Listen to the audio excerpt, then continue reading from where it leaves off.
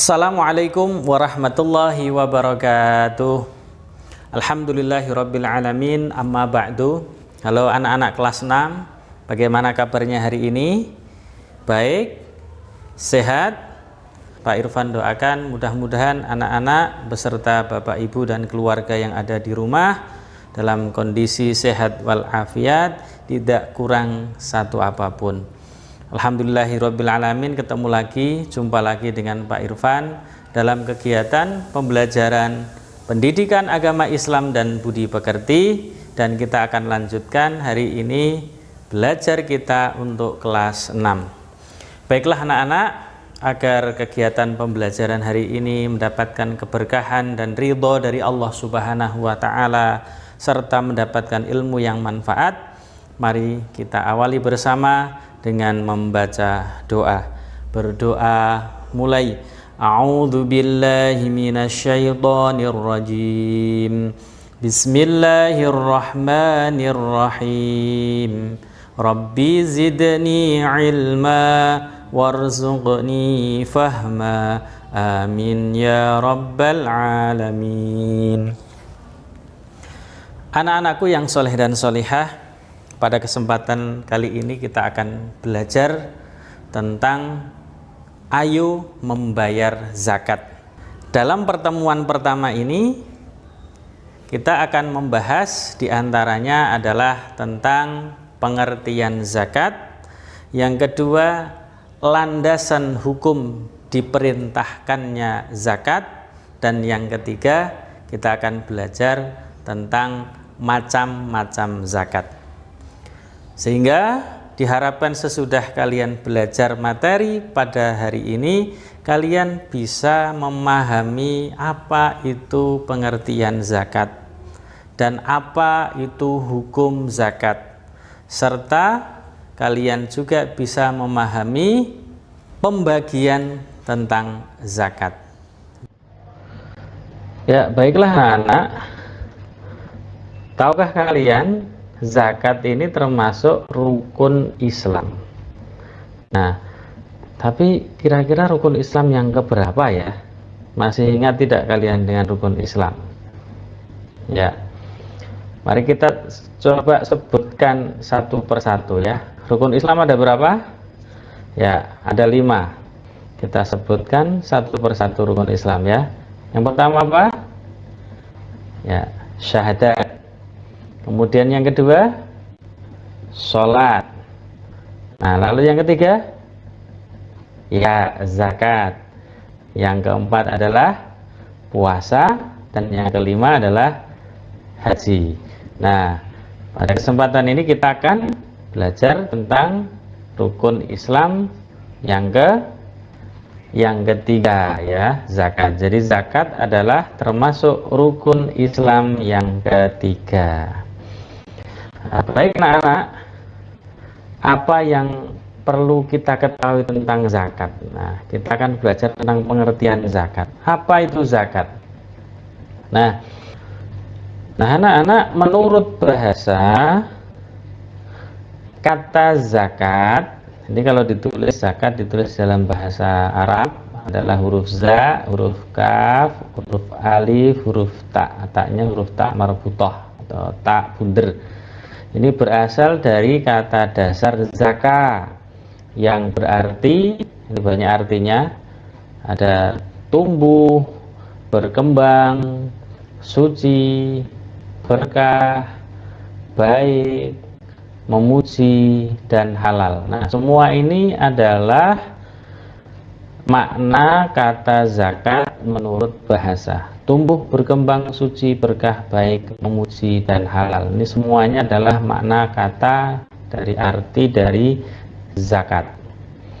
Nah, sedangkan zakat menurut istilah syar'i adalah mengeluarkan sejumlah harta tertentu yang jenisnya ini ditentukan, yang diwajibkan Allah Subhanahu wa Ta'ala untuk diberikan kepada golongan tertentu dengan nilai dan ukuran yang tertentu pula. Jadi inilah zakat yang kita maksudkan dalam ajaran agama Islam mengeluarkan sejumlah harta tertentu. Nah, jenisnya apa saja nanti kita akan bahas. Baik anak-anak, selanjutnya landasan perintah berzakat. Jadi zakat ini diperintahkan oleh Allah Subhanahu wa taala kepada kita semua melalui baginda Nabiullah Muhammad sallallahu alaihi wasallam. Nah, Allah Subhanahu wa taala berfirman dalam Quran surah At-Taubah ayat 103. Mari kita baca bersama ya. Ya, surat At-Taubah ayat 103. A'udzu billahi minasy syaithanir rajim. Bismillahirrahmanirrahim. Khudh min amwalihim shadaqatan tutahhiruhum wa tuzakkihim biha wa shalli 'alaihim inna salataka sakanun lahum wallahu sami'un 'alim. Shadaqallahul azim. Artinya, ambillah zakat dari sebagian harta mereka. Dengan zakat itu kamu membersihkan dan mensucikan mereka dan mendoalah untuk mereka. Sesungguhnya doa kamu itu menjadi ketentraman jiwa bagi mereka, dan Allah Maha mendengar lagi Maha mengetahui. Inilah landasan perintah berzakat, yaitu Quran surat At-Taubah ayat 103. Nah anak-anak, jadi hukum zakat apa ya? Nah, zakat itu hukumnya wajib. Nah, zakat hukumnya wajib ini didasari oleh dalil Al-Quran, hadis, dan ijma' ulama. Nah, kita bahas satu persatu. Di dalam Al-Quran, Allah Subhanahu wa Ta'ala menjelaskan dalam beberapa ayat, di antaranya dalam surat Al-Baqarah ayat 43. Dan laksanakanlah sholat, tunaikanlah zakat, dan rukuklah beserta orang yang rukuk. Nah, di sini ada kata tunaikanlah zakat, berarti ini menunjukkan bahwa zakat ini wajib. Biasanya kata perintah zakat disandingkan dengan perintah melaksanakan sholat. Nah, di sini laksanakanlah sholat, tunaikanlah zakat. Kemudian ada di surat Al-Hadid ayat 7, Allah sampaikan, dan nafkahkanlah sebagian dari hartamu yang Allah telah menjadikan kamu menguasainya. Di sini ada kata nafkahkanlah sebagian dari hartamu. Ini perintah untuk menafkahkan, atau dalam bahasa Islam namanya adalah zakat. Kemudian di surat Al-Baqarah ayat 267 Allah juga sampaikan, wahai orang-orang yang beriman, infakkanlah, zakatkanlah sebagian dari hasil usahamu yang baik-baik. Kemudian juga di surat Al-Mu'minun ayat 1-4 yang menjadi ciri-ciri orang mukmin, ya. Qad aflahal mu'minun, sungguh beruntung orang-orang yang beriman, yaitu orang yang khusyuk dalam sholatnya, orang yang menjauhkan diri dari perkataan yang tidak berguna, dan orang yang menunaikan zakat. Ini adalah landasan hukum wajib di dalam Al-Quran tentang zakat. Nah, kemudian untuk hadis yang datang dari baginda Nabi Muhammad SAW, diantaranya adalah hadis riwayat Muslim yang ini menjadi dalil tentang rukun Islam. Ini artinya Islam itu dibangun di atas 5 perkara: bersyahadat, melaksanakan sholat, membayar zakat, berpuasa Ramadan, dan melaksanakan haji bagi yang mampu. Kemudian juga hadis dari Rasul yang diriwayatkan oleh Imam At-Tabrani, bila suatu kaum enggan mengeluarkan zakat, Allah akan menguji mereka dengan kekeringan dan kelaparan. Ini adalah ancaman bagi mereka yang tidak mau mengeluarkan zakat, sehingga zakat ini hukumnya adalah wajib.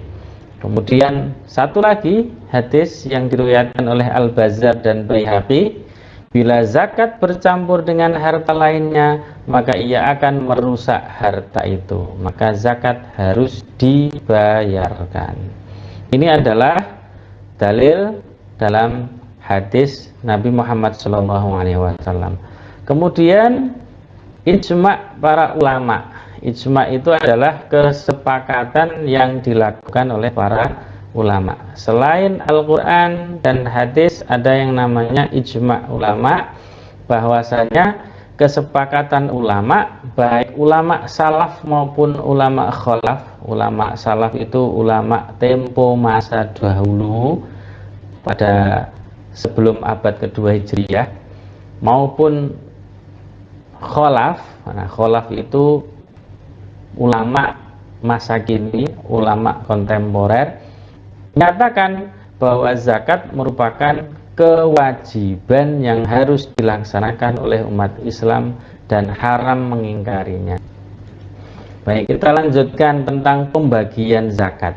Nah, zakat itu secara garis besar dibagi menjadi dua, yaitu yang pertama zakat fitrah atau zakat jiwa, yang anak-anak tentu sudah terbiasa mendengar kata-kata zakat fitrah dan juga sudah pernah membayarkan zakat fitrah ini. Nah, yang kedua adalah tentang zakat mal atau zakat harta. Nah, zakat fitrah ini adalah juga disebut dengan zakat diri atau zakat orang. Jadi dibayarkan adalah per orang. Sedangkan zakat mal atau zakat harta ini juga disebut dengan zakat kekayaan atau zakat penghasilan. Nah, mari kita bahas satu persatu tentang yang pertama, apa itu zakat fitrah. Nah, zakat fitrah adalah mengeluarkan beras atau bahan makanan pokok lainnya sebesar 2,5 kg atau 3,5 liter setiap orang, dengan tujuan membersihkan diri atau jiwa. Jadi kita sebagai orang Indonesia, yang kita keluarkan dalam zakat fitrah adalah beras, karena makanan pokok kita adalah beras. Kita makan nasi, nasi berasal dari beras. Pada zaman Rasulullah, karena Rasulullah dan para sahabat di Mekah dan di Madinah tidak makan nasi, tapi beliau dan para sahabat makannya adalah kurma. Maka yang menjadi makanan pokok kurma saat itu yang dizakatkan untuk zakat fitrah adalah kurma, juga gandum untuk membuat roti. Jadi bahan makanan pokok ini tergantung di daerah masing-masing. Nah, kita yang ada di Indonesia, karena kita makannya nasi, maka zakat fitrahnya adalah menggunakan beras sebesar 2,5 kg atau 3,5 liter untuk satu orang, satu jiwa. Jadi kalau 2 orang ya tinggal dikalikan, 2 kali 2,5 adalah 5 kg dan seterusnya. Nah, apakah boleh zakat fitrah dengan uang? Nah, apakah boleh zakat fitrah dengan uang? Nah, di dalam hukum fikih, zakat fitrah menggunakan uang dibolehkan oleh madhab Imam Hanafi. Nah, madhab Imam Hanafi memperbolehkannya, tetapi tentunya menggunakan ukuran yang disepakati dan ditetapkan oleh madhab Imam Hanafi. Kalau dalam madhab Imam Hanafi menggunakannya tidak 2,5 kg, tetapi menggunakannya adalah 3,1 kg. Nah, maka alangkah lebih baiknya kalau zakat fitrah itu dibayarkan dalam bentuk makanan pokok, atau kalau kita dengan beras. Jadi tidak dengan uang, karena yang kita makan sebagai makanan pokok adalah beras, bukan uang. Nah, ini jelas ya. Baik. Kemudian kapan waktu pembayaran zakat fitrah? Nah, membayar zakat fitrah itu boleh dilakukan mulai tanggal 1 Ramadan. Mulai tanggal awal puasa itu sampai menjelang sholat Idul Fitri. Jadi sebelum kita sholat Idul Fitri masih diperbolehkan membayar zakat fitrah. Nah, biasanya agar kita tidak lupa, di akhir Ramadan itu sudah dioyak-oyak, sudah diminta agar segera membayar zakat fitrah. Dan ada di beberapa daerah yang membayar zakat fitrahnya adalah di malam takbiran. Nah, afdolnya kapan? Afdolnya atau waktu utamanya membayar zakat fitrah adalah sesudah sholat subuh pada tanggal 1 Syawal sampai ketika mau menjelang sholat Idul Fitri. Nah, ini waktu afdolnya. Nah, kenapa membayar zakat fitrahnya dimepetkan pada menjelang sholat Idul Fitri? Tujuannya adalah agar orang-orang yang menerima zakat fitrah itu, mereka adalah fakir miskin, itu bisa merasakan makan yang enak, mereka juga bisa kenyang, sehingga merayakan hari raya Idul Fitri itu benar-benar dalam kondisi perut kenyang dan gembira. Itu tujuannya. Nah, lalu siapa saja yang wajib mengeluarkan zakat fitrah? Nah, ini diperhatikan. Yang pertama adalah orang-orang yang beragama Islam, dia laki-laki dan perempuan, sejak usia bayi, anak-anak atau lanjut usia. Intinya semuanya, dari semua golongan, mau laki-laki, perempuan, bayi, anak-anak, dewasa, lanjut usia, asalkan dia beragama Islam, dia wajib mengeluarkan zakat fitrah. Dengan syarat yang kedua adalah orang-orang tadi memiliki penghasilan yang cukup untuk kebutuhan sehari-hari. Jadi artinya dia cukup ketika dibayarkan untuk zakat fitrah, maka ada sisa makanan lain untuk dimakan. Nah, bagaimana zakat fitrah untuk anak-anak? Karena anak-anak itu belum punya penghasilan, belum punya uang untuk membeli beras dan lain sebagainya, maka menjadi tanggungan orang tua mereka. Nah, yang ketiga, yang penting ini adalah orang itu masih hidup sampai akhir Ramadan. Nah, misalnya ada orang yang meninggal pas tengah-tengah Ramadan, dia belum membayar zakat fitrah, maka dia tidak wajib membayar zakat fitrah. Sebaliknya, ketika ada seorang bayi yang lahirnya kok sebelum sholat Idul Fitri, maka bayi itu wajib dibayarkan zakat fitrahnya. Nah, inilah ketentuan wajib mengeluarkan zakat fitrah. Baik, selanjutnya, apa itu zakat mal? Nah, apa itu zakat mal?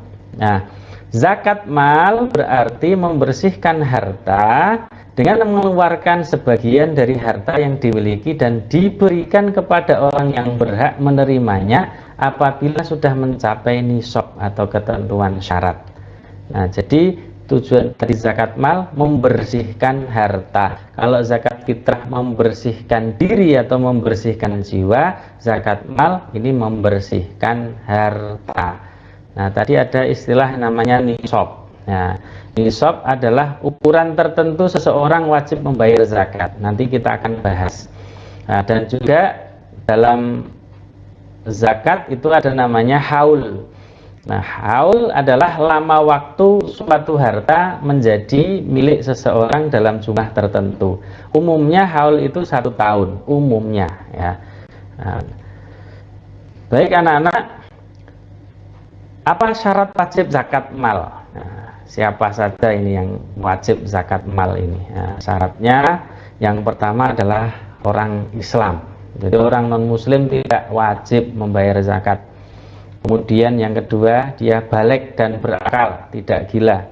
Dia sudah baligh ya, kemudian tidak gila. Orang gila tidak wajib membayar zakat mal meskipun uangnya banyak atau meskipun hartanya banyak.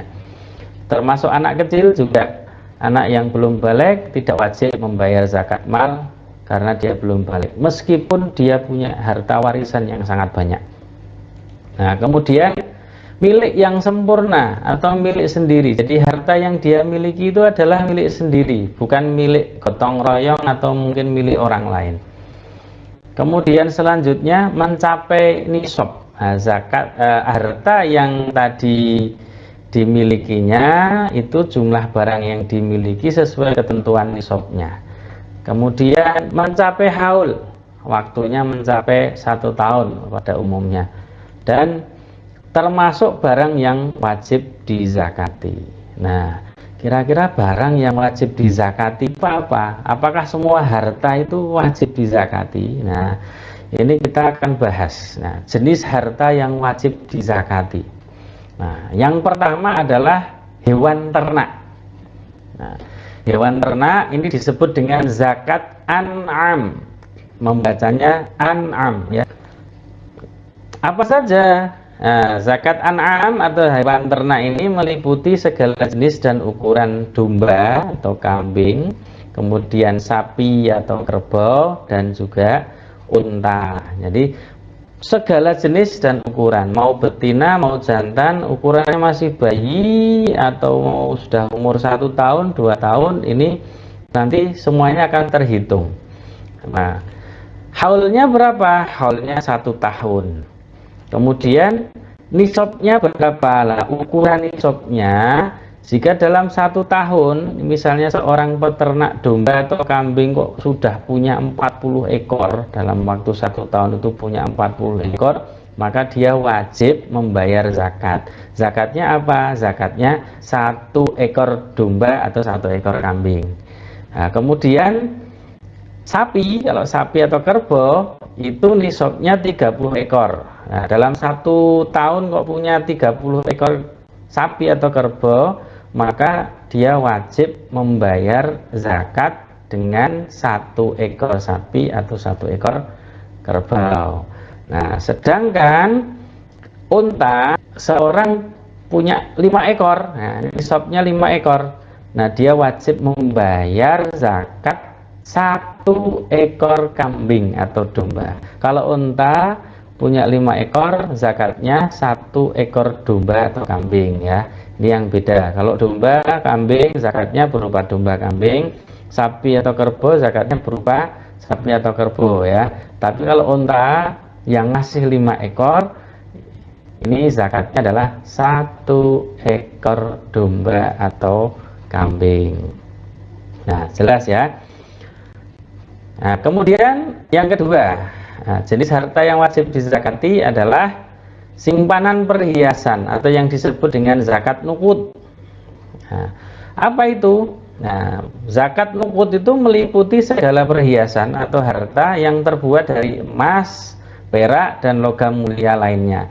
Biasanya orang-orang kaya itu menyimpan harta dalam bentuk emas batangan. Nah, ini contoh, ini gambar emas batangan atau perak batangan. Nah, ini. Nah, haulnya berapa? Sama, haulnya 1 tahun. Jadi dimiliki, harta ini dimiliki dalam jangka waktu 1 tahun. Kemudian nisabnya, kalau emas, dia seseorang ini memiliki emas 85 gram. Nah, kemudian kalau perak 595 gram.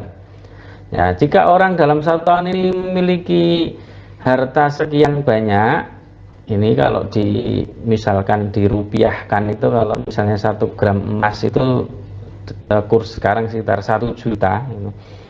Jadi dia wajib membayar zakat. Nah, berapa zakatnya? Jumlah zakatnya adalah 2,5% dari total harta kekayaan simpanan perhiasan atau zakat nuqud tadi. Jadi kalau dia punya emas 85 gram, ya tinggal dikalikan ya.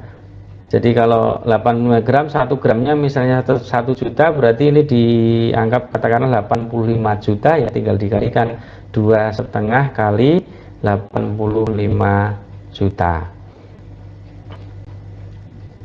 Nah, kemudian jenis harta yang wajib dizakati yang ketiga adalah zakat hasil pertanian atau zakat ziro'ah. istilahnya zakat ziro'ah. Apa itu?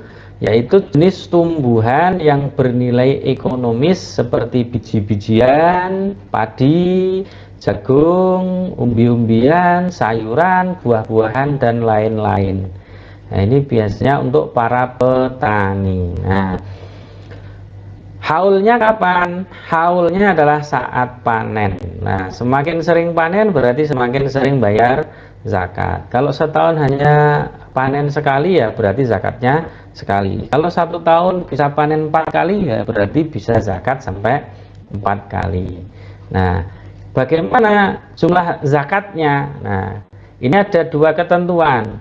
Kalau pertanian ini diairi atau dilakukan irigasi sendiri, dia mencari air, nyedot air di sungai atau mencari pengairan, intinya menggunakan biaya sendiri, maka zakatnya adalah 5% dari hasil panen sesudah dikurangi dengan biaya operasionalnya. Sedangkan kalau pertanian itu hanya mengandalkan tada hujan, jadi cukup pakai air hujan saja sudah sangat subur, jadi dia tidak perlu repot-repot melakukan irigasi, maka zakat yang harus dikeluarkan adalah 10%. Ya, jelas ya untuk zakat hasil pertanian atau zakat ziro'ah. Nah, kemudian jenis harta yang wajib dizakati selanjutnya adalah zakat harta perdagangan atau usaha yang disebut dengan zakat tijarah. Nah, apa itu? Nah, zakat perdagangan ini adalah harta yang diperuntukkan dalam kegiatan jual beli seperti makanan, pakaian, perhiasan, peralatan atau jual beli yang lain.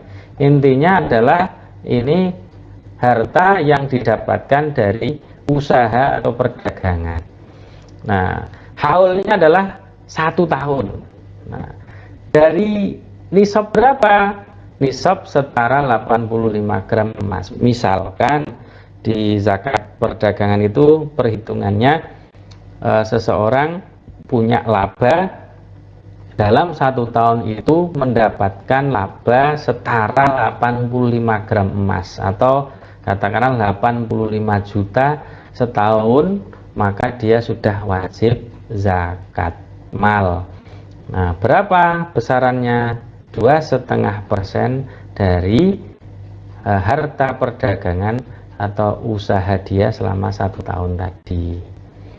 Nah, jelas ya. Kemudian selanjutnya adalah jenis harta yang wajib dizakati adalah barang temuan. Ya, barang temuan atau yang dikenal dengan istilah harta karun. Nah, dalam ilmu fikih disebut dengan zakat rikas. Nah, apa itu? Nah, barang temuan atau harta karun zakat rikas ini meliputi harta temuan yang tidak diketahui siapa pemiliknya. Jadi memang namanya harta karun nggak tahu siapa pemiliknya. Nah, bisa juga termasuk hadiah non judi. Misalnya dapat Anda mendapatkan hadiah dari PT apa atau dari bank apa, atau mendapatkan undian, tapi undiannya ini bukan undian yang berupa judi. Nah, ini juga wajib dizakati, dianggap sebagai harta rikas. Nah, haulnya ini tidak ada. Jadi di dalam kitab Kifayatul Akhyar disebutkan kalau harta zakat rikas ini tidak ada haulnya. Jadi saat dia mendapatkan harta karun atau mendapatkan hadiah, dia itu harus langsung membayarkan zakatnya.